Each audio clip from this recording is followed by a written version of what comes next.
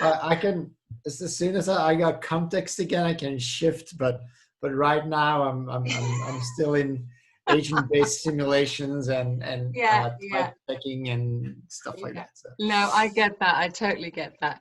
In fact, I might just put my speaker in so I can hear you better. yeah, But yeah, a little summary. I invite you to have this conversation with me was because I posted the 10 socialist commandments on my Facebook page. yeah, Remember right. that? Yeah, Yeah, yeah.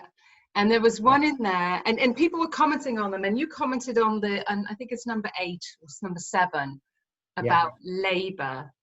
And it says, remember that all good things of the earth are produced by labor. Whoever enjoys them without working for them is stealing the bread of the workers. yeah. I've actually, because when I read your reply, um, I was thinking of an article I read a while ago, and I don't remember whether I posted the article as a reply, but I'll get it because I found it again. Mm-hmm. And it was about uh, hunter-gatherer societies Yes. and the way they look at work.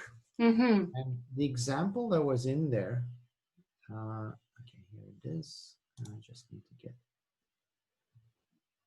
the information so I can get the link. Yeah. I'll post a link in the chat.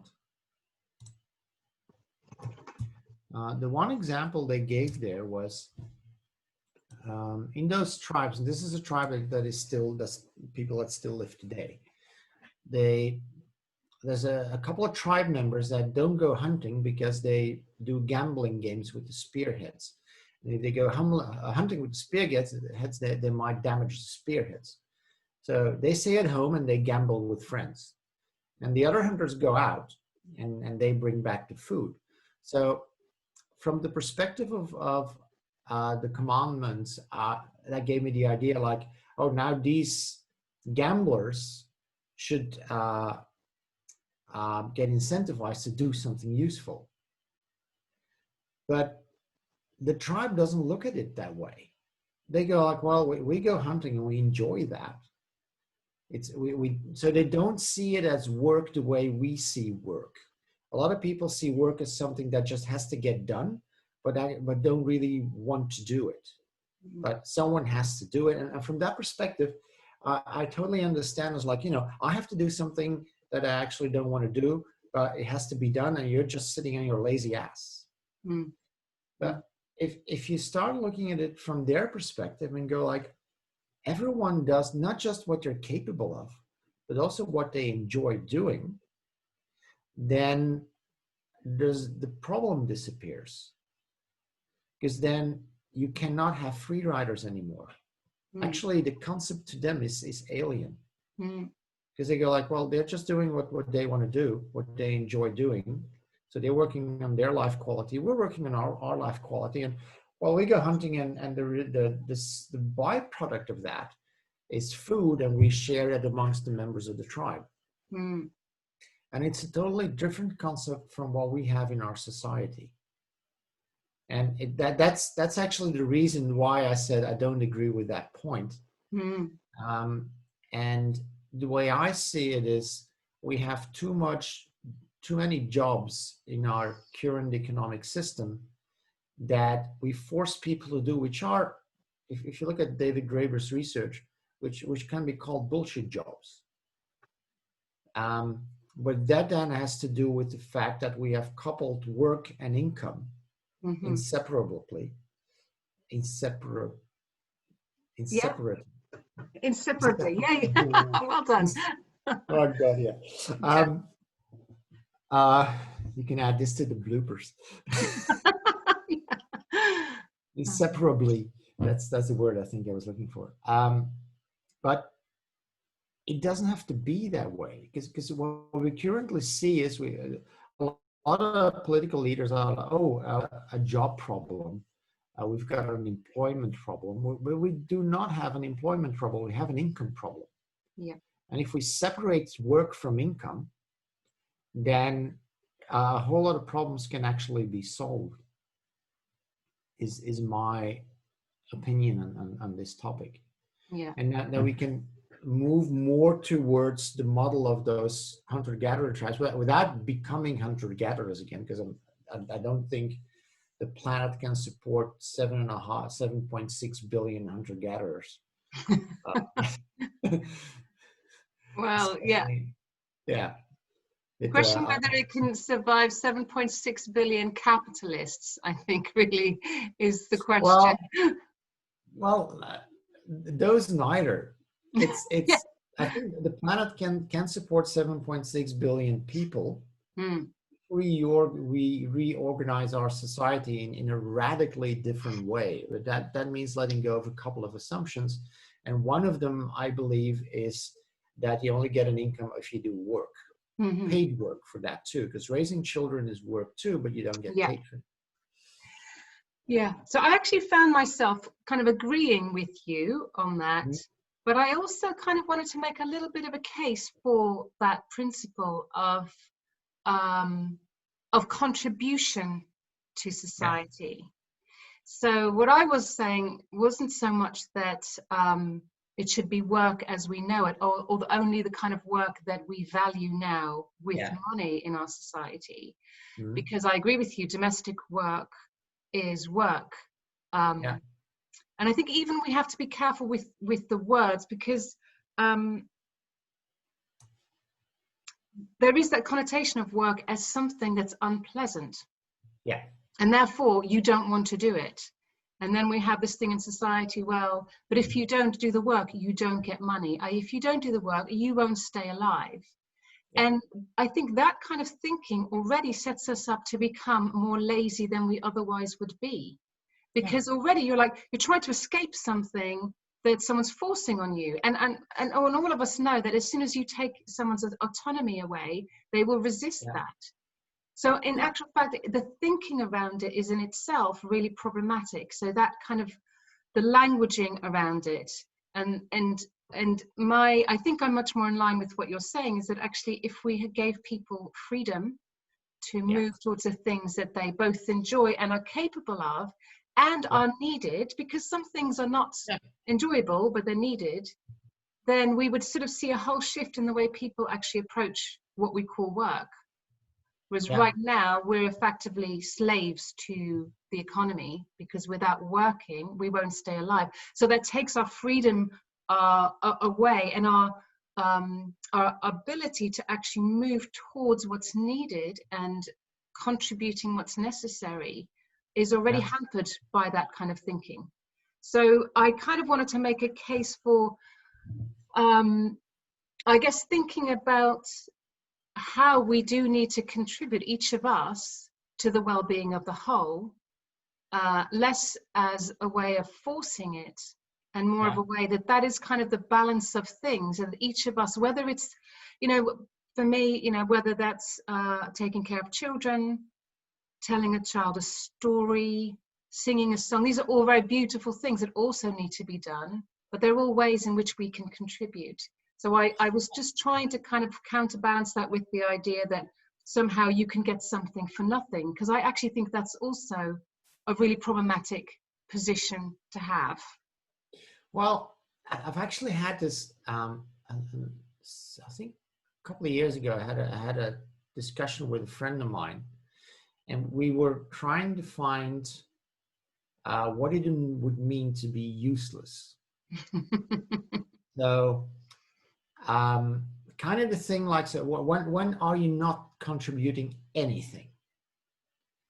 And it's a really hard question to answer, because we even came to the fact that someone who is in a coma was still contributing to society, because to friends and relatives, they could come and sit there and just talk to the person. I mean, and this is someone who is not even present in a way. I mean, you just talk to the person, nothing's coming back. And yet we found that even someone who lies there in a coma and requires work, because the healthcare system requires, well, the person requires care from the healthcare system, so work needs to be put into the care of this person just lying there doing nothing. And yet even that person was still contributing to society, because people could go and sit there and just talk, and it could be very healing for those people to just sit and talk to someone without getting anything back. So if you look at it from that perspective, I wonder whether it is even possible to not contribute to society in a way which is valuable to someone. Mm-hmm. Yes, that's a really good example. And I guess I would then think about how in the human scale development framework, which I think we talked about last time, the fundamental needs. Yeah. Do you remember what we talked about? The 9 fundamental needs in human scale development, the need for, so in human scale development, you would consider a good economy one where people's fundamental needs are met, rather than whether there's a high income. Yeah. And those needs are subsistence, understanding, protection, participation, identity, idleness, affection, protection, and freedom. Yeah. So what you're describing there is that someone actually is perhaps meeting the need for affection, yeah, even just by being there. So that, yeah, would be considered a contribution. Yeah. Where I think, so I completely agree with that. Where I think I still want to hold to that position of the socialist 10 commandments, yeah, point 8, I think, or 7, is that what we're seeing now is that we have a society in which there are people who really are contributing very little but actually gaining a lot. So, yeah, we have this very strange situation in which we actually are giving a lot of value to people who do very little. Yeah. You know, I mean, I don't want to keep picking on Jeff Bezos, but I will for this instance. Yeah, of course. He's really not worth all those, you know, trillions that he has, you know. So that to me is where, you know, there is a limit to how much you can say. What, you know, if we're thinking about scarce resources, yeah, if we're thinking about how we're going to be sharing them, then we need to think as well as, you know, the different beautiful ways that we contribute that may not be fitting within the economic system that we have now, and that, yeah, you know, that value set. But we also have to be aware that we have a narrative in which we will be punishing, let's say, the unemployed for, yeah, not having work. But in actual fact, we have people doing very little work who are being rewarded for doing very little work. Yeah. And I think that's just so remarkable because, for example, the fact that you will gain interest from having lots of money, yeah, is not considered to be, you know, extractive. Yeah. No, but in fact, it is extracted from the economy. But that's okay. But if you get benefits, then somehow you're lazy and you're a scrounger. Yeah. So it's kind of just some way in which I think we need to balance the notion of what actually work is and what it means to contribute. Because, yeah, right now it's skewed towards, I almost see it in young people, not all of them, but there is also a narrative of like, oh, I'm just going to invent an app, then I can just sit back and the app will do the work. Because we, yeah, have this digital economy. In fact, you can invent something and not have to work for the rest of your life. Yeah. And that's considered to be successful. And this is where I think that kind of that socialist 10 commandments comes into it, and that point of like, actually, you do need to do something. You do need to be actively involved. Sitting back and simply letting your app or your invention work for you is in some ways extractive of value in our world. I think though that because what I see is that the commands work on an individual level. So you look at the individual. I think a case like Jeff Bezos, it's not Jeff Bezos. It's not Jeff Bezos we need to look at. It's the system that makes it possible. because one of the and this is my area of research, monetary systems and the way money works and influences behavior. The problem we have with money at the moment is that it is the only resource of which there is no limit to the amount you can store. Jeff Bezos can store $200 billion worth of, well, it's not money, it's in shares and stuff like that. If you would try to cash it in, his wealth would be quite a lot less, because it would make the stock market, it would make Amazon stock crash if he sells it all at once. But even if he would have that, he could potentially have that in money. There's no limit to it. So we have created a virtual resource that has an unlimited storage capability. And on top of that, as you mentioned earlier, if you have a lot of it, it's easy to make more. And if you change that, if you change money into a resource that cannot be stocked indefinitely, or cannot be stocked in an unlimited amount, then people's behavior will change automatically. We've seen it. We've done game simulations with a sustainable money system, which we developed. And in that model, once you have a lot of money, it's going to start costing you a lot of money too. So piling up money will be expensive, while at the same time, the system does provide financial security through a guaranteed income.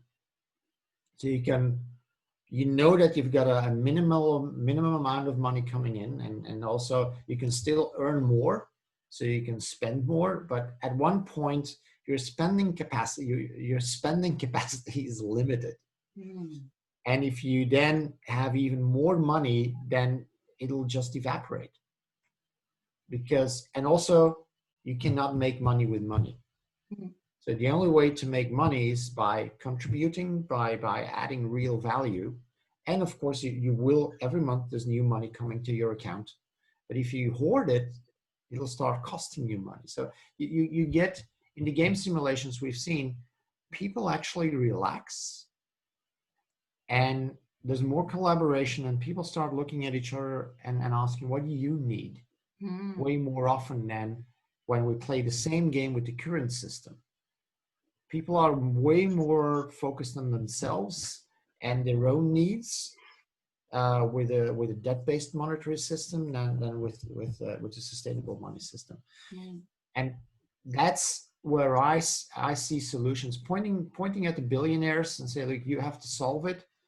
Actually doesn't solve it. If today we kill all billionaires and redistribute their wealth, in a couple of years we'll just have new billionaires. Mm-hmm. Because that's the way the system works. The system creates billionaires, and there's no way you can stop that. Mm. You can add taxes and everything, and research, but that's a really hard way to solve the problem, because the next politician that comes along says like, oh, we'll just get rid of the taxes, and you're back to square one. Look at what happened in America with Trump lowering taxes for rich people. Mm-hmm. You need to build it into the system at its core, and then the solution becomes simpler. It's easier to implement, and you don't need all these regulations around it to keep it in check. Because the current system it's like you have a jungle that needs maintenance all the time. Jungles don't need maintenance. They just they're a system that works on itself, and you don't need regulations and everything from the outside to make it work. I'm interested in, because I'd like you to explain a little bit more how this actually works, because you're saying things I'm kind of aware of in terms of, if you store money, ultimately you'll have to pay for that money. Could you explain a little bit more how that works? Sure. Or demurrage. I'm assuming you're talking about a demurrage function. It's demurrage. Yeah. So what you have is the system creates money without creating debt at the same time, because in our current system, money and debt is the same. You create money, debt is created alongside. And it's like they're an antimatter, they meet each other and they're gone. Which is one of the problems but I'm sidetracking. So the system creates money to hand out to everyone who has an account. So every month you get new money on your account. And this is a choice you can make. We're still doing research on whether we actually need it. You can have what we call a demurrage-free buffer. And as long as you don't have more money on your account than the size of the demurrage-free buffer, you actually don't pay demurrage. Maybe we don't even need demurrage-free buffer, but that's more a psychological matter than a technical one. Anyway, once you go above the demurrage-free buffer, you start paying demurrage on the amount above. So that means that if you start stockpiling a lot of money, your demurrage fees will start going up to the point that your demurrage is just as large as your guaranteed income, and they cancel each other out. And from then on, you actually don't have a net guaranteed income anymore. And if you don't do anything, eventually the amount will just reduce until you reach your demurrage-free buffer, and then it stops. So it encourages you to spend the money that you have. Yeah. But at the same time, what it does on a psychological level is what the current system does not. Currently, if you have savings, because people use savings for financial security, but then they're afraid to touch those savings because if they spend it, they're gone. So even savings still create financial stress. And I've talked to friends about it. It's like, yeah, I've got savings, but I don't dare to touch them because then they're gone, and then I don't know what's going to happen. It's kind of a property of the current system. Well, what you have with SUMSI is, even if you say like, oh, actually, I don't have anything to buy, and you pay the demurrage, you know that next month your account will be replenished. And you actually have a financial security that even if your account drops to zero, next month new money will be available. And it actually creates a psychological state of relaxation, which then, and this is an assumption we have, that your spending behavior will change too. Because you're not going to spend your money because, oh, otherwise I'll lose it, which is the scarcity reflex. In the current system, that would happen because without a guaranteed income, you don't know whether new money will come in. So you'll spend it so you don't lose it. But if you know that new money will come in, and after a while, you're probably going to go like, well, I don't need more stuff. So I'm not going to spend it. And this is just the first layer of behavioral change, because what you also have, I'm just going to switch on the lights because it's getting very dark here. Okay.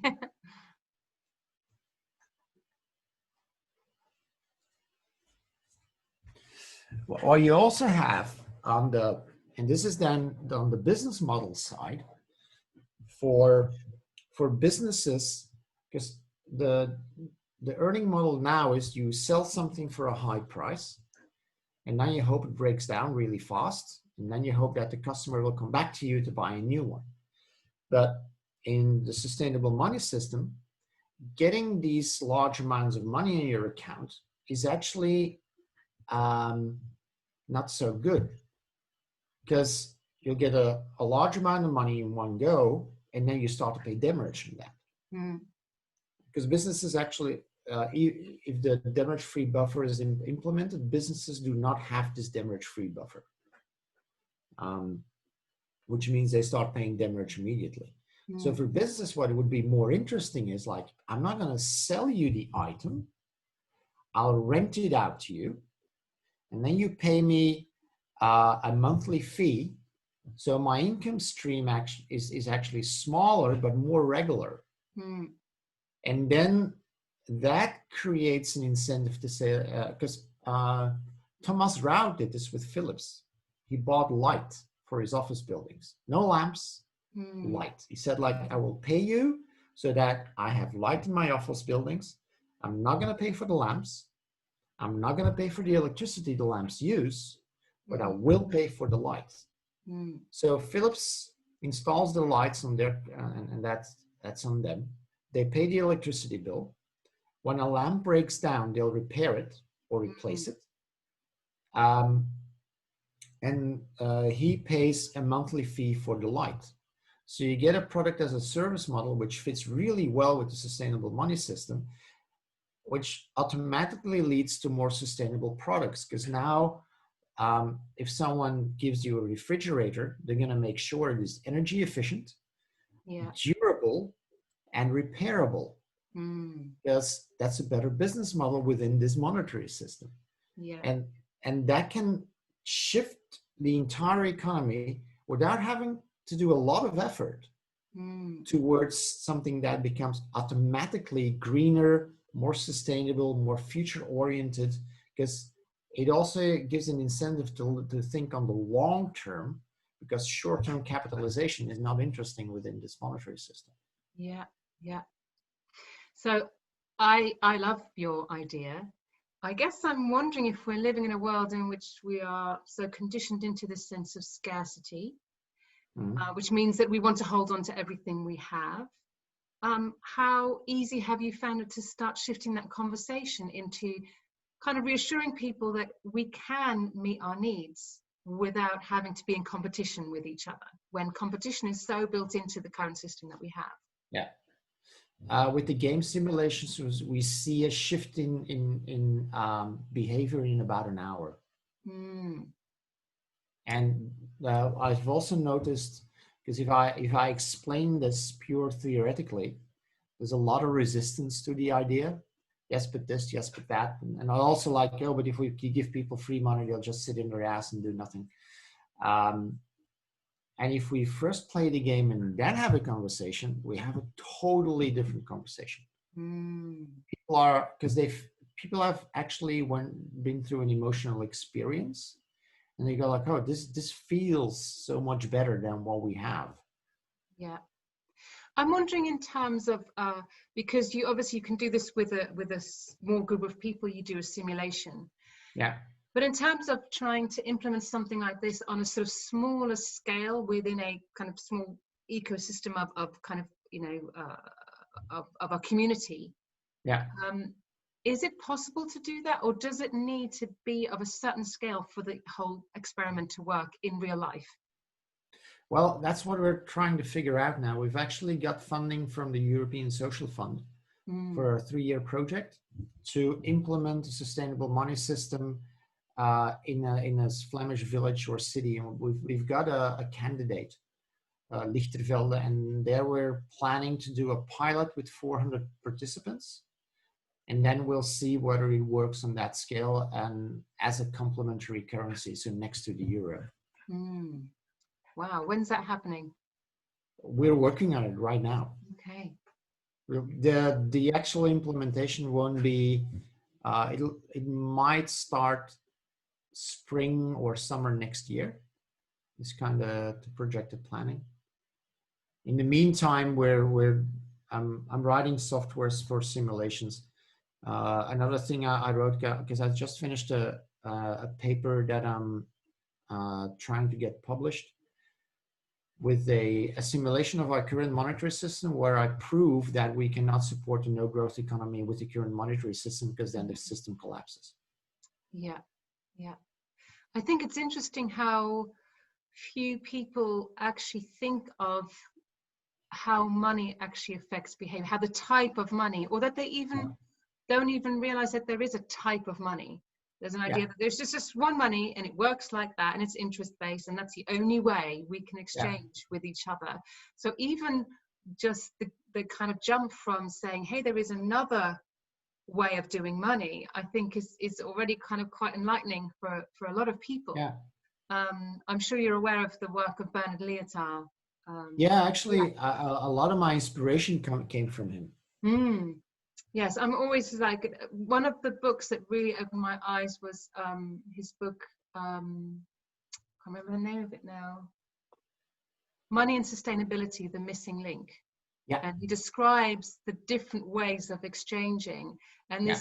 this whole idea that actually to have only one money system is incredibly fragile, and that Yeah. like in a kind of ecosystem, you need to have these different ecosystems of money that can complement each other, different types of exchanges. Yeah. And I'm wondering, in terms of what you're describing with the sustainable money system, again, it comes back to another question, which I'm not sure where that arose, somewhere else on Facebook, Yeah. which is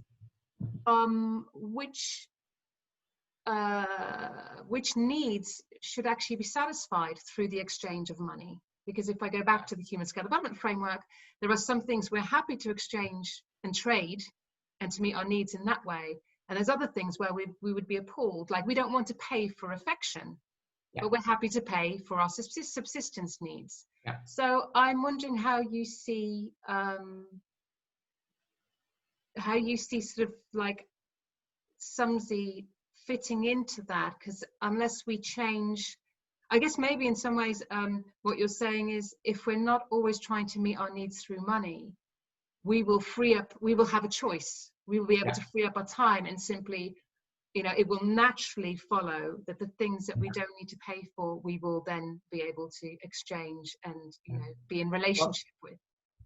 There's a couple of things there. One is because of the financial security that the sustainable money system provides, money will become less important, because currently money has become a goal for many people. While the assumption is that the sustainable money system will make money a means to an end again, because since you cannot hoard it for an unlimited amount of it, it stops being a goal. Mm. So now it's more like, okay, the money allows me to do this and that and that.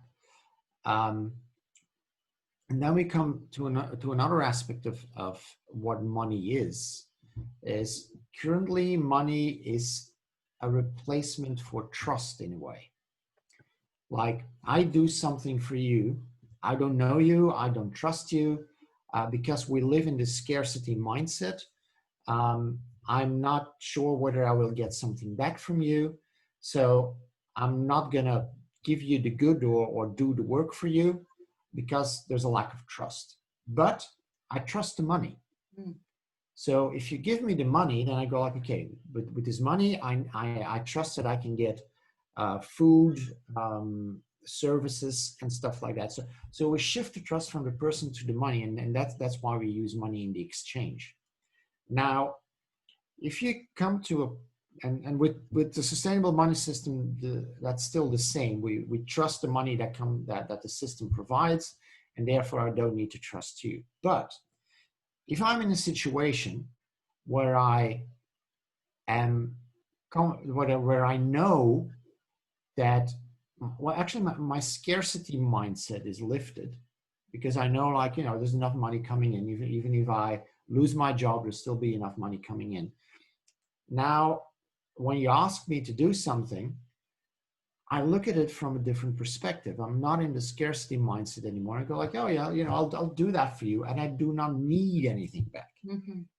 So I don't need to trust you to do something back, because it's just, I want to help you as a human being, and I'll just do that. And I don't care if you do something back or anything else, because I feel safe enough that my basic needs are met, and it kind of shifts the entire interaction. And money might just become way less important, and maybe people will start doing things for each other just because they want to. And money, in that case, more becomes something of a backup system, that where I am really unsure, I go like, oh, well, this is something that I really need to have met. Then we'll use money in the transaction. Yeah. I am so taken with this idea, because for me,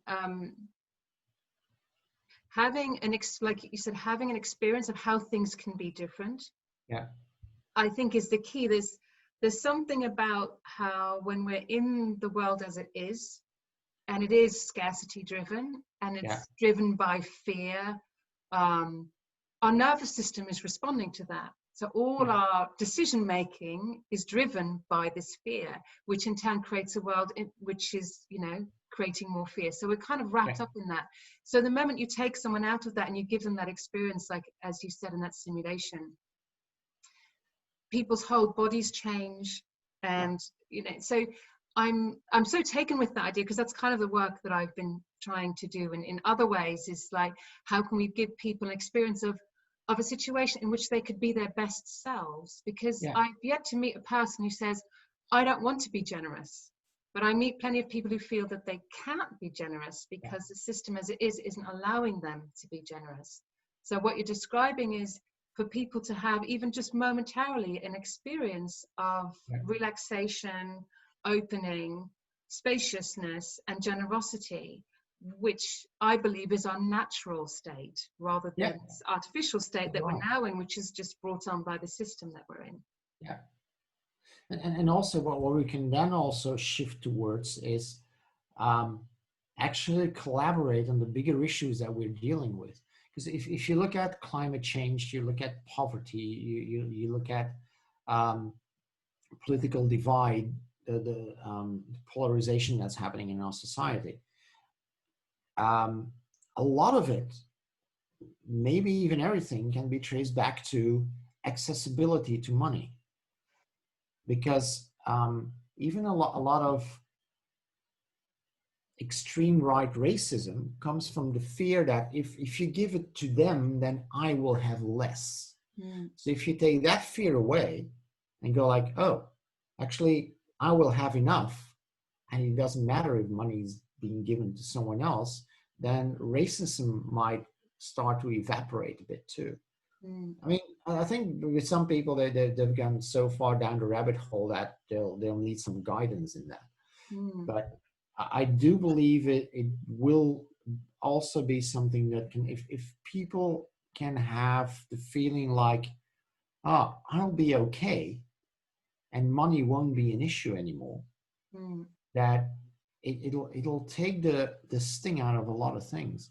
Also, then if we talk about solving our climate change problem, then we can just focus on what actually needs to be done. Do we have the actual resources, and do we have the skilled people to do what needs to be done?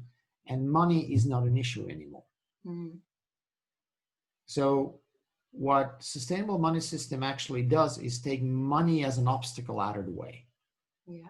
And then we can see like, how far can we get if money is no longer an obstacle to do what needs to be done.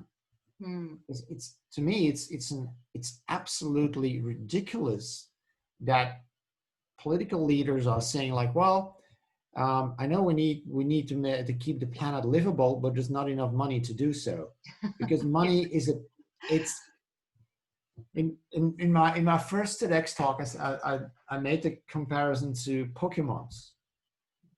Digital money is just as real as Pokemon. So imagine that a political leader would say like, we cannot save the planet because we don't have enough Pokemons. But that's actually what you're saying. Because money is a 100%, it's a resource created fully by humans. It is it's a concept. It's not even real. No.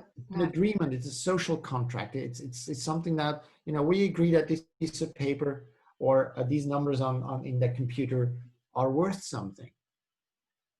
And we see that even with when we start talking about, oh, we have to keep growing the economy because we have to give people jobs. Yeah. As if, you know, for the majority of the time you've lived on the planet, people didn't actually have jobs. The notion that you have to have a job to stay alive is, you know, we just take that as a given. Yeah. And like you said, so then that means that we have to keep growing and doing all this environmental destruction so people can have jobs. So we couldn't be actually employing people to do the good things. We have to just keep this machine going. We see it as well, like, you know, with the kind of war machinery that has to keep going. We have people working in the kind of like arms industry.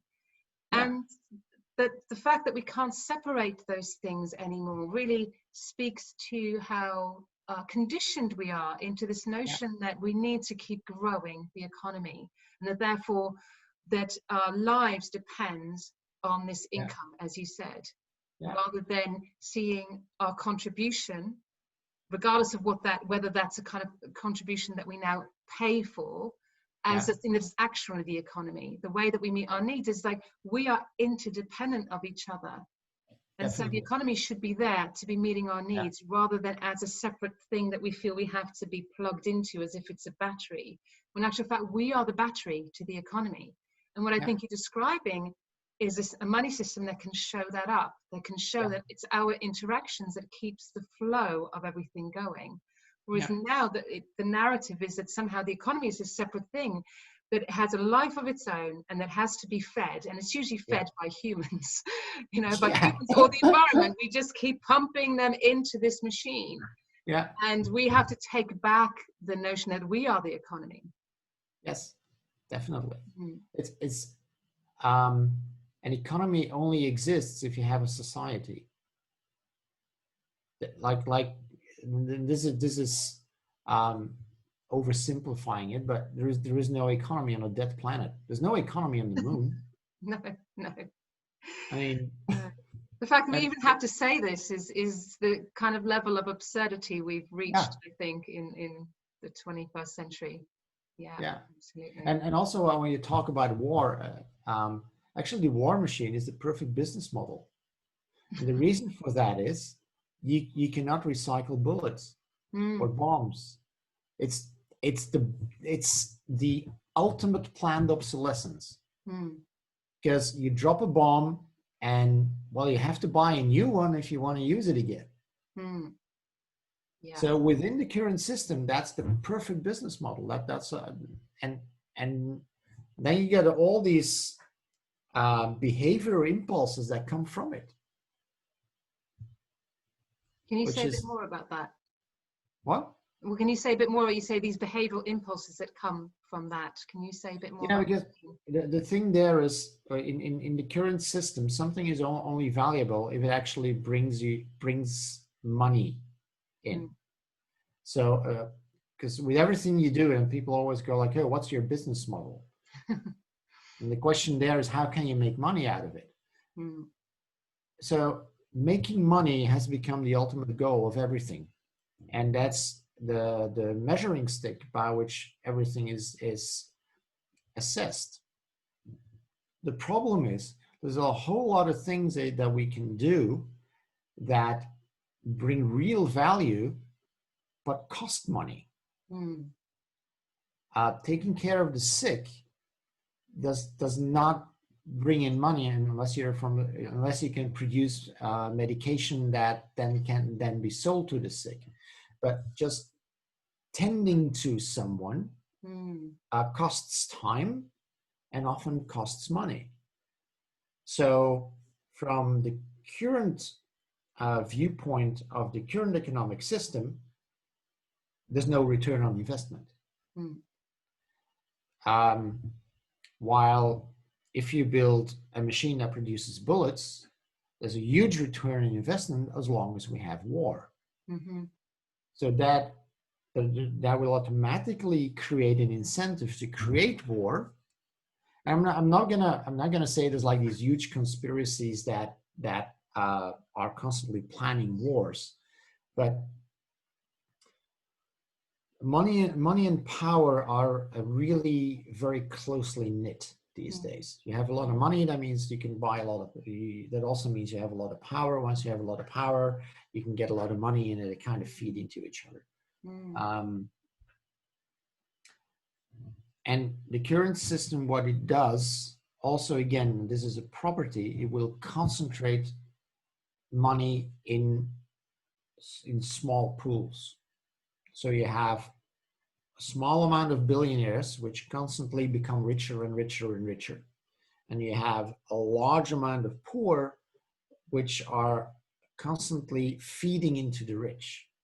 This is systemic. This has nothing. You can take anyone, a random person, you give him 10 billion, and then you see how it works out. the chance that they become a billionaire just like everyone else is huge. Mm-hmm.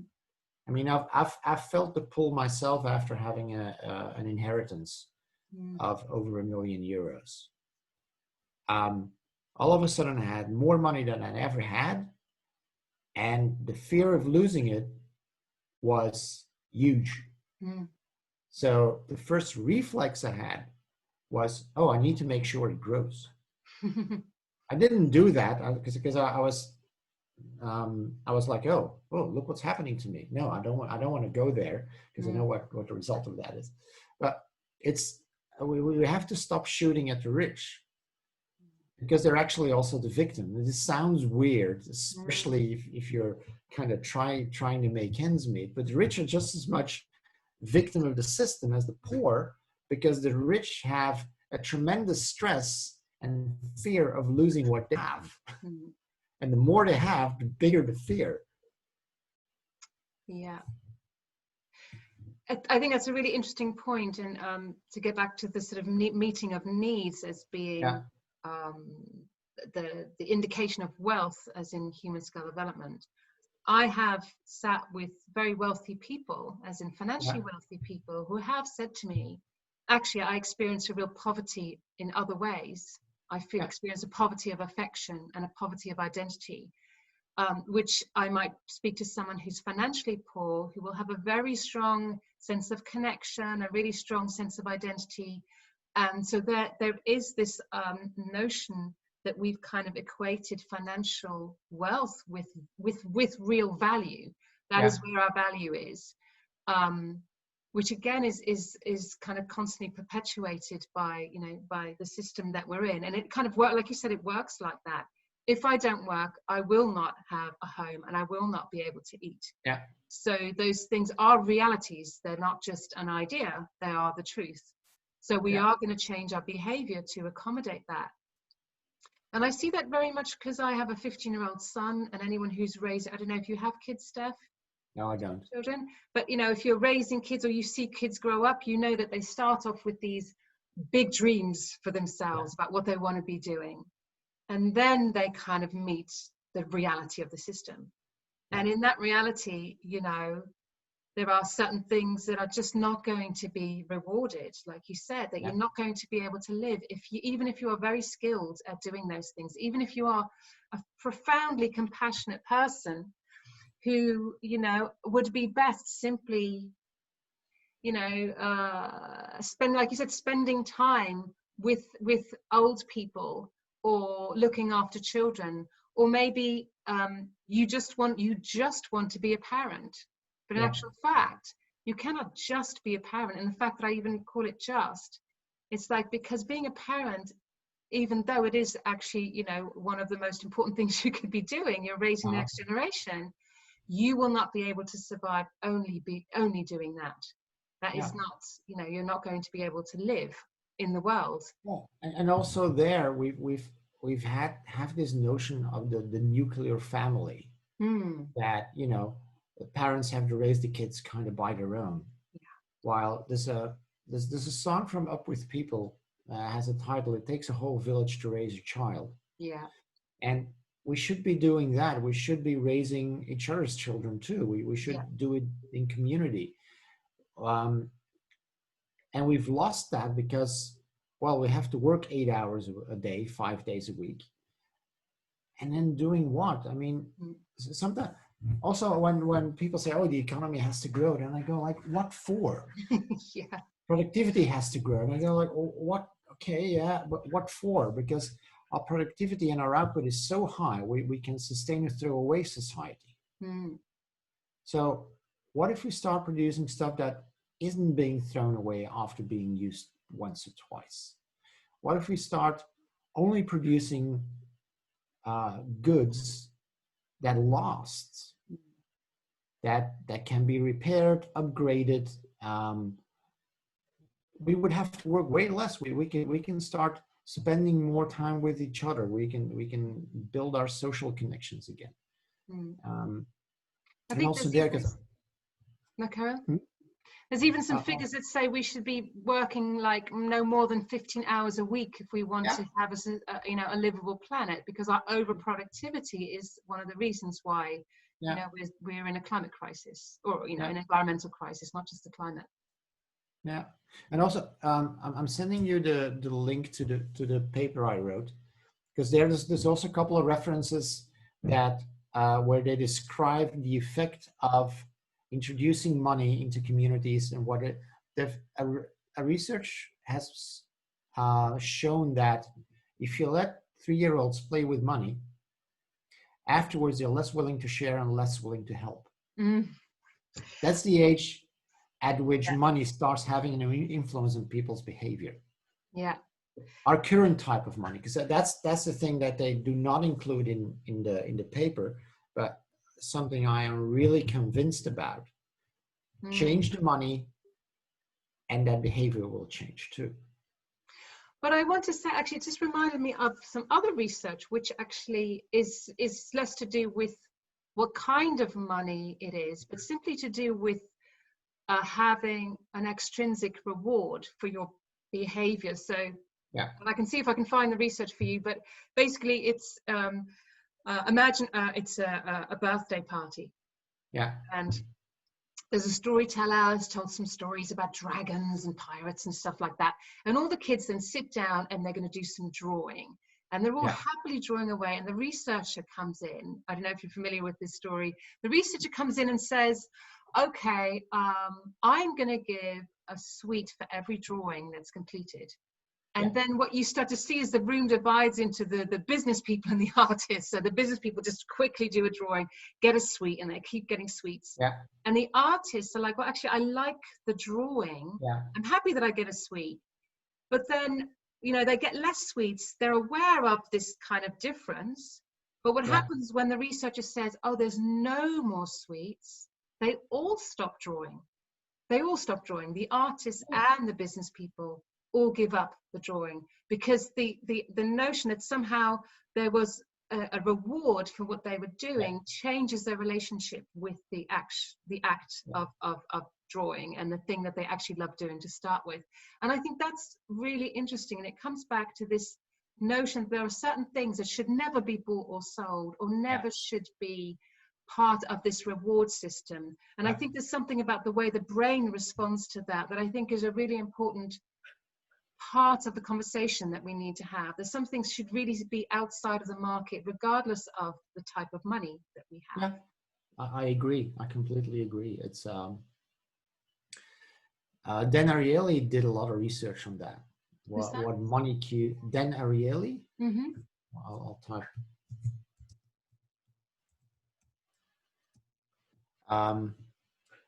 And the thing is, what as soon as money enters the picture, we really look at things differently, because he gave an example, like imagine you're moving, and you ask a couple of friends, like, I'm moving, do you want to come and help?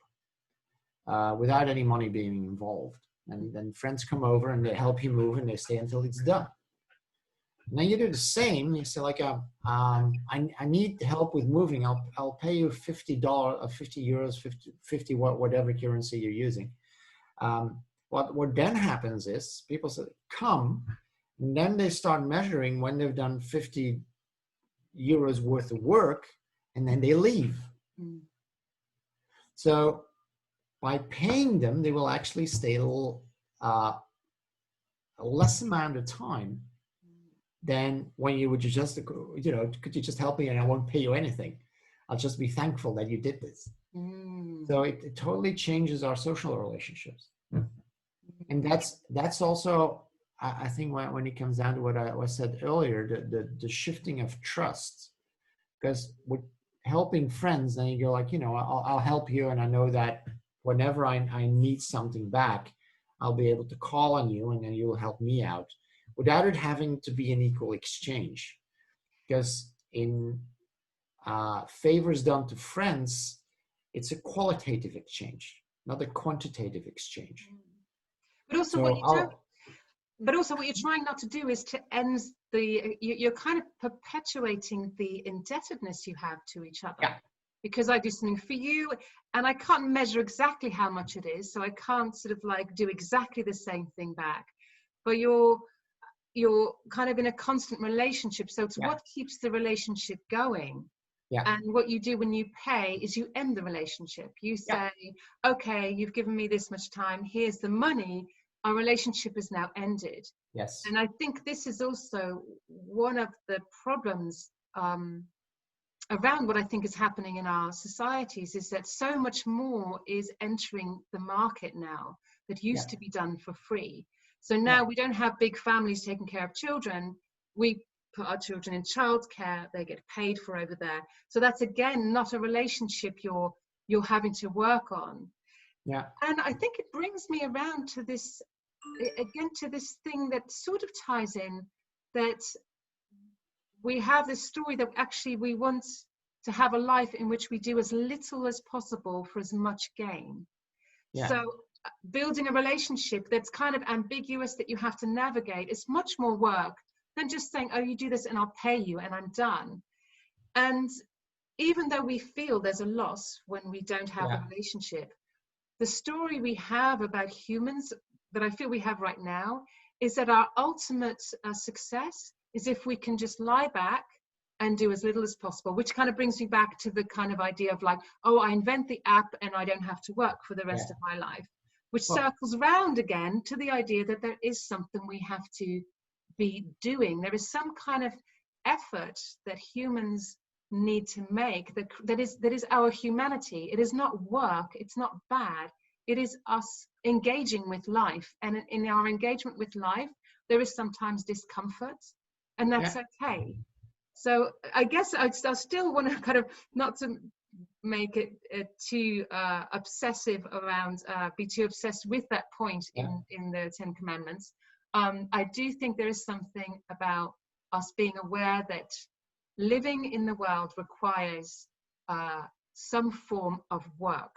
And I will keep that a very broad notion, but some kind of effort needs to be made, whether that's building relationships or, you know, there is some effort that is required.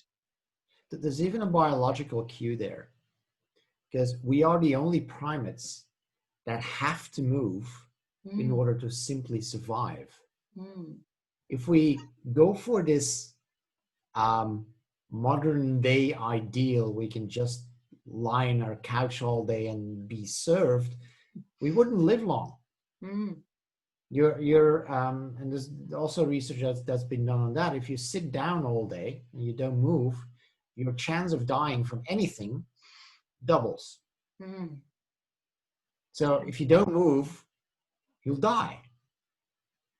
So that's so extraordinary. So we have an innate biological need to move, and this is something that I don't know whether it's true, but I think that might be linked to our intrinsic motivation that we have to do things, because it's you could, from that perspective, interpret it as a survival instinct. Intrinsic motivation actually keeps us alive. And I think there's also something that is enjoyable about work and about making an effort.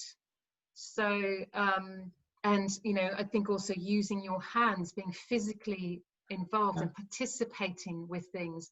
So and I think it's both our experience of doing it, but also when we receive something that someone's made, I think most of us have a kind of visceral response to something that's been made by another person, rather than something that comes mass produced in a factory. There is something about the story, the quality, the humanness, the uniqueness, and the particularness of it that we respond to as humans. And that can only have been achieved by someone actively participating with the materials and making something. But it kind of totally goes against the economy as it is, because the economy as it is wants to keep mass producing efficiently things that are all the same, effectively, you know, which kind of circles around to this idea of automation And I'm Yeah. not sure whether you were in this conversation, well, this space for conversation around AI and the recent, No, I is don't. it South Korea, where they have this, well, Oh, the news I presenter. posted it on You Facebook. posted that, yes. Yeah. And I was just really, again, I thought, okay, it isn't just about the work that's being taken away.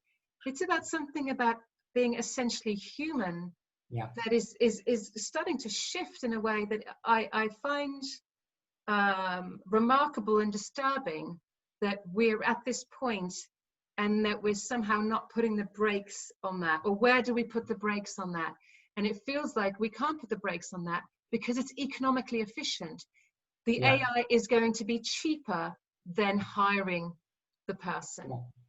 Now, this is also has a lot to do with the context in which you put it, because I'm really excited about all the advances they make in AI. Now, the real question is where you choose to apply it, because as you say, within the current system, there's a tendency to put it everywhere because it'll reduce cost.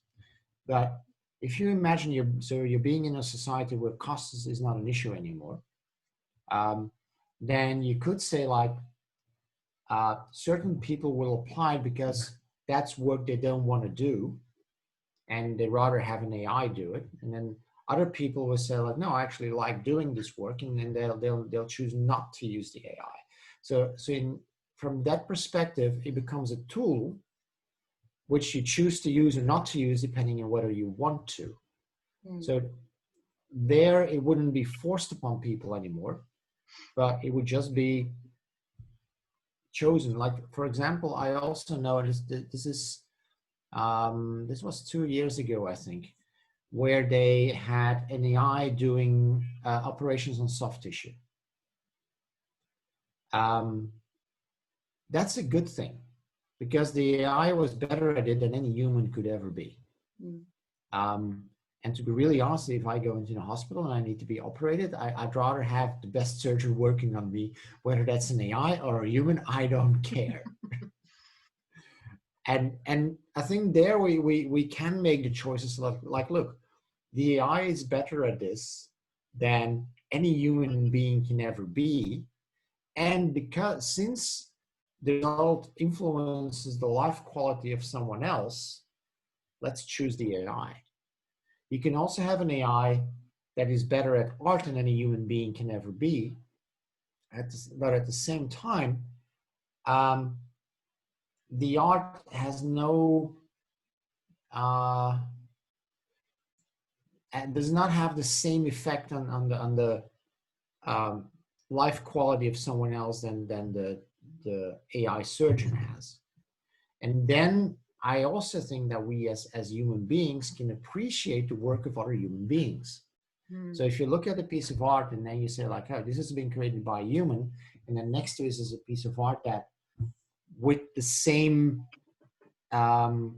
assessment criteria is better, then the appreciation for the human work is still in the human generated painting and not in the AI generated painting.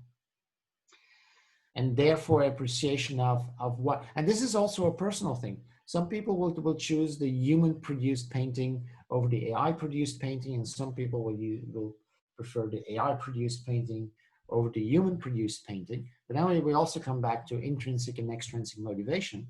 If the paintings are created through intrinsic motivation, then who cares if the same work can be done by AIs? Because then the human will still keep painting because the work is enjoyable. Yeah, so that's where you're speaking about a situation in which there is this, let's say, sustainable money and there's no scarcity. Yeah. So it's not whether I depend on selling this painting to live. So, okay, so I can accept that. Where I struggle with AI is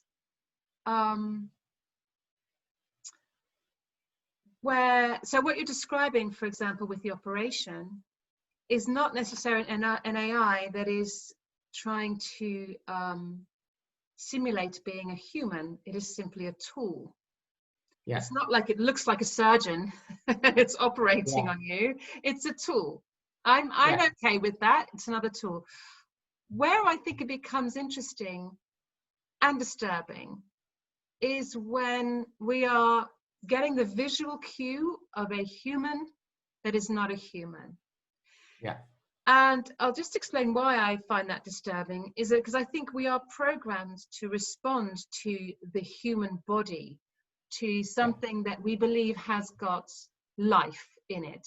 And I Yeah. mean life as, an organism that can actually, live, die, feel pain, that's a sentient being. Yeah. If we now move to responding to this AI that looks like a human being, yet isn't a human being, Mhm. I'm concerned that there are ways in which this AI could be, in some ways, fooling us. It's two things. It could be fooling us into behavior that's kind of not appropriate towards something that's not a living being. Yeah. And in both ways, both positive and negative. So Yeah. if I can't distinguish between whether this is a real person, let's say I don't know that you're Steph and you're real and you're an android, Yeah. but I find out that you are, and I find out that you can't really have any feelings because you're just an android. And I internalize that. I might start to treat you in a way that's not very kind because I think, well, you can't have any feelings anyway. But what if I do that enough and then I meet someone who is a real person? I've become accustomed to treating someone who looks like a person in a way that's very, very unkind. And I'll give you an example of where I think that happens already. So, there's automated systems when you ring up on the phone and there's just a sort of, some kind of robotic voice. Yeah. I tend to not be very polite to those. I'm like, I can just say that if I have to answer yes or no, I might not say yes or no in a very friendly way. It's just a machine. Yeah. Well, that if you extend this notion of something being a machine that's actually acting like a person, there is a possibility of kind of blurring that, like the way that, for example, when we're on social media, we tend to, because it's anonymous, we tend to just like let rip in terrible ways to people. We're But that also notorious has for to being do. outraged on social media because of that Yeah. distance. And I feel there's something there about protecting our brains from getting really blurred around that. I feel we need to protect our brains to understand what's actually happening and what's in front of us. I hope that makes some sense. It does, but there's also a couple of things where I think we should have a little bit more trust in ourselves as humans, because there's a couple of things that popped up in my mind. One is, I'll start with the last one. The social media thing is that what you also have there is you don't just have the anonymity, you also just have text. And a text message is about, I think, 10 to 15% of the message, because about 70 to 75% of the message is body language, and then you got some 15 to 20% intonation, and then the rest is the actual message. So on social media, the only thing you have is the text, which can be hugely interpreted in a lot of different ways. I mean, I can say, I love you, and then I can say, I love you. Same message, but you get a totally different feeling when I say that with my back turned towards you. And then I can add into intonation to that, which we can pick up as being sarcastic or even aggressive. And so the number of interpretations we can give to written word is so large, and people just react from their assumptions of what the other person means without actually knowing what they mean. And that creates an environment where aggressive language becomes easy. Also, because you don't have direct interaction, you're not. The thing with the robotic phone calls It also depends on what people are calling for. I mean, I've had people on the phone calling me to like, oh, are you interested in investing in stuff? Mm. I'm like, I know you're a human being. I will tell you kindly, I am not interested in hang up the phone without anything else. So there it's also the context of what Mm. are you being contacted for by the human voice? If you are sitting in front of an AI who helps you through a difficult period, then you will actually feel affection for the AI. They've done experiments with that too. They've had computer, and this was just it was not even AI. They had computer systems ask people questions on different levels. Surface questions like, what's your age, where do you live, and then going deeper and deeper to like really personal stuff that you only share with your best friends.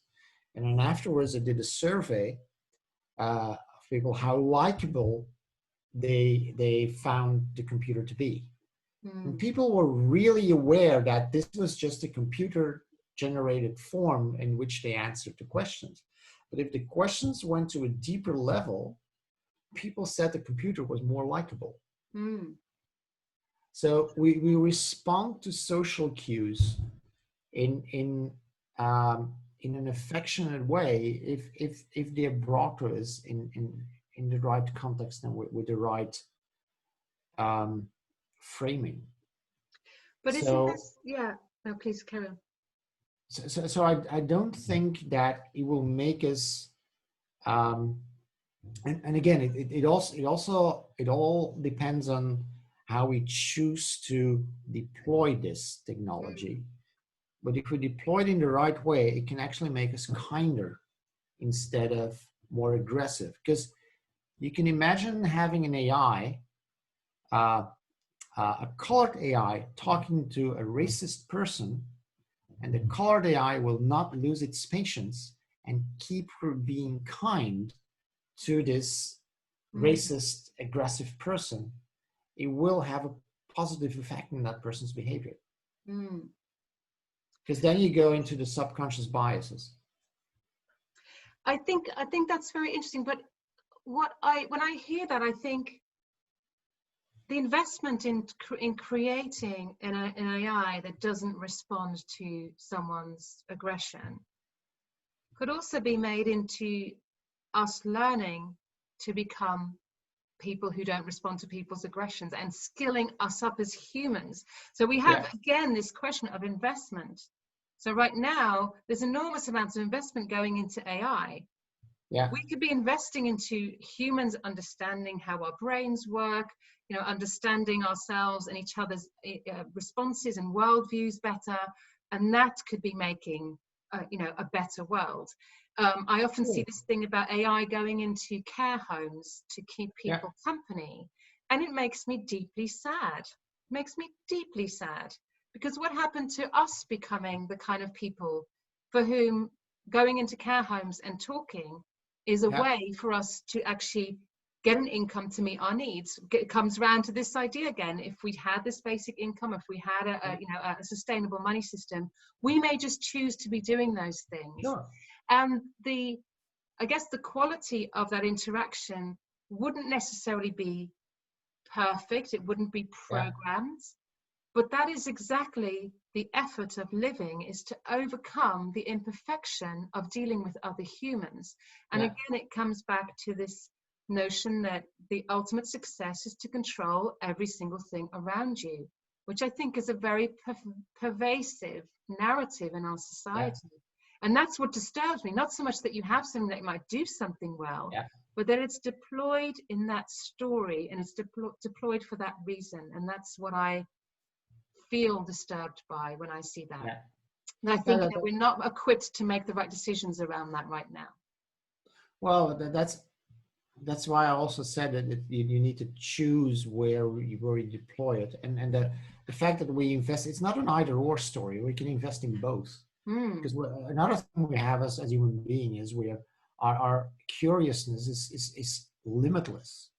We want to invent, we want to create, we want to explore, we want to try out new things. So AI in that sense is inevitable because people are just interested in developing it just for the heck of it. It's like, what can this thing do? What can we teach it? How far can we push it? Mm. But we also need non-economic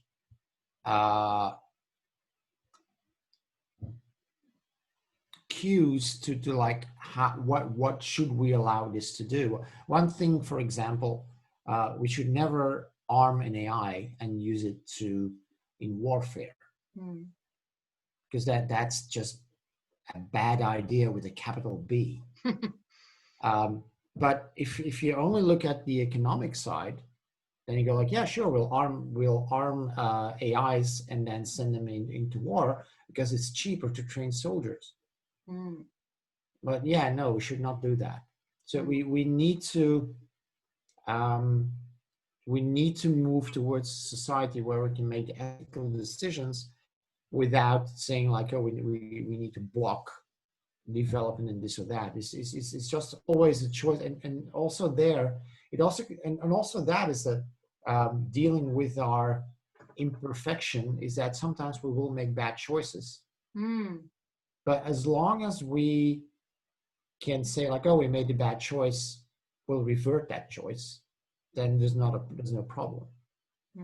Because that's the thing that I see in politics, for example. As soon as someone makes a bad decision, then they're kind of executed. And you're like, just acknowledge, and also because of that, people are afraid to make bad decisions. And when they do, they'll try to cover it up. Yeah. They're just saying like, oh, I made a mistake there. You know what? I'll rectify it. I'll do something about it. What?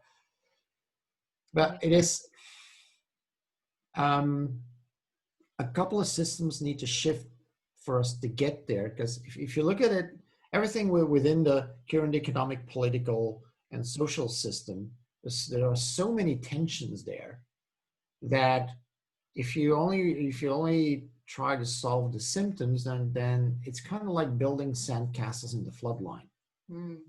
It's not going to get you far. So we need these systemic changes so that the systemic changes won't solve it all, but they'll make solving it easier. And that's kind of the thing. And I miss that in most of the conversations that world leaders are having right now. The systemic level, like how can we change things so that people will automatically behave differently. Yeah, I agree with you. Those systemic questions aren't being asked. I mean, it's remarkable that we're at this point in history, and we still talk about growing the economy on a finite planet. Now, oh my God, really? Are these people like, do I live in a sort of parallel universe, or like, what is it about the kind of laws of nature that these people just simply do not understand? But I think they do, but I don't think they can see any other way to do it. I just really, every time I hear it, and it's 2020, we are already in the middle of a climate crisis, and I hear someone say we need to grow the economy, I just really like, yeah, I'm so baffled by it. I have no words to sort of describe how baffled I am. And I can only think that there must be some profound conditioning that simply doesn't allow another way of thinking about it. It's like a form of delusion. I think it's a profound delusion. And yet this is kind of being perpetuated. Everyone's colluding with this delusion, and here we are once again talking about how we need to just keep the economy going. And I've talked to a lot of people with an economic background, and it's surprising how many of them do not know how money gets created. And I go like, huh? Seriously. And then you ask like, so where does money come from? And then an answer I get a lot is, oh, labor. And I'm like, no, labor moves money, doesn't create it. And then I tell them, like, money gets created every time someone takes out a loan, and when they pay back the loan, the money is destroyed again. And you go like, no, that's not true. And it's like, well, you got it from the Central Bank of England and the European Central Bank and researchers in Germany, and it's funny. Or also the idea that when you spend money, that it's somehow gone, rather than that it moves. So like you spend it, and then the idea, oh, the money's gone, but actually it could be moving. Quite often it's gone because it's taken out of, the system, but it could be moving. It could be spent over and over again. So that money can keep generating value. It's not just spent once, but like all these kind of qualities of it. And what it does is we just don't have the kind of education system that helps people understand that. So the problem is, with the current monetary system, you cannot do that, because 97% of all money is created from debt, and the debt needs to be repaid. And when you repay the debt, the money gets destroyed again. So, and this is one of the reasons why I wrote this paper, that our current monetary system cannot support a no-growth economy, because if your economy stops growing, then it means that all your businesses actually are self-sustaining, and they don't need loans because they get in enough money to sustain themselves. The problem is then that your debt needs to be paid off.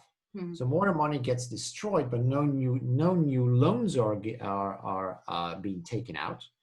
So money runs out of the system but doesn't come back in. And after a while, there's no money left in your system, and your entire economy collapses because you cannot do trade anymore because there's no more money. And so you can only keep spending the money until it meets bank debt. And as soon as the money meets bank debt, then it's eliminated and cannot be respent. It's kind of, I made a drawing of a bathtub.